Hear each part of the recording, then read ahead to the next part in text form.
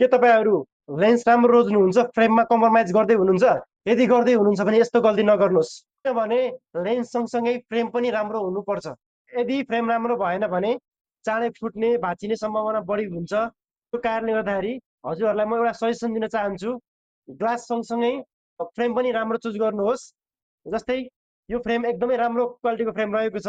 यसमा चाहिँ सिङ्गल होइन, डबल होइन, ट्रिपल लागेको छ। एकदमै राम्रो एसिडेड फ्रेम रहेको छ। यसमा यो फ्रेममा चाहिँ यहाँ फुट्ने भाँचिने ओर्ने सम्भावना एकदमै कम हुन्छ र यो फ्रेममा -3 पावर लागेको छ। यो हाम्रो एकजना कस्टमरमा रहेको छ। यो चाहिँ एकदमै राम्रो क्वालिटीको फ्रेम रहेको छ, एसिडेड हो, एकदमै बवाल छ र यसमा पनि जायजको ग्लास लागेको छ। यसमा चाहिँ blue filter plus changeable glass लागेको छ। एकदमै राम्रो क्वालिटीको ग्लास लागेको छ।